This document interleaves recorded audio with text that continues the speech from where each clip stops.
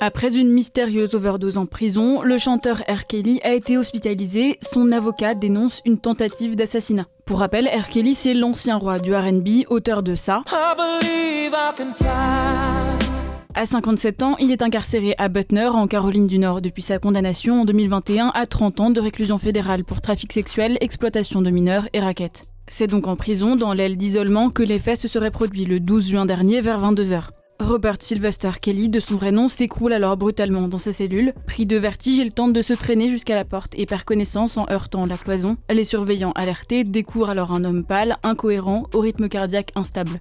Transporté en urgence à l'hôpital, il y reste 2 jours sous surveillance. Son état est jugé suffisamment grave pour recommander une intervention chirurgicale immédiate. Pourtant, malgré l'avis médical, des agents fédéraux auraient été chargés de ramener le chanteur en prison. Cette décision incompréhensible a privé mon client de la chirurgie nécessaire pour évacuer les caillots qui menaçaient sa vie. Les agents sont entrés armés, l'ont sorti de son lit et l'ont ramené au centre pénitentiaire sans autorisation médicale. C'est une violation flagrante de ses droits humains. Une fois de retour en prison, l'artiste aurait, selon son avocat, de nouveau été placé à l'isolement. Privé de cantine, d'appels téléphoniques, il refuserait désormais de s'alimenter par peur d'empoisonnement. Il dort dans l'insalubrité, entouré d'araignées dans des conditions que je n'imaginais pas possibles dans un pays civilisé. Michael Glenstein, un codétenu ancien membre d'un gang suprémaciste et malade en phase terminale, déclare, sous serment, avoir été approché par 3 membres du personnel pénitentiaire pour assassiner R. Kelly contre une remise de peine. On m'a demandé de le tuer. On m'a dit que Kelly était un violeur d'enfants et qu'il devait mourir, qu'on me couvrirait. L'homme affirme avoir refusé cette mission au prétexte qu'il ne croit plus en sa culpabilité après l'avoir observé en détention.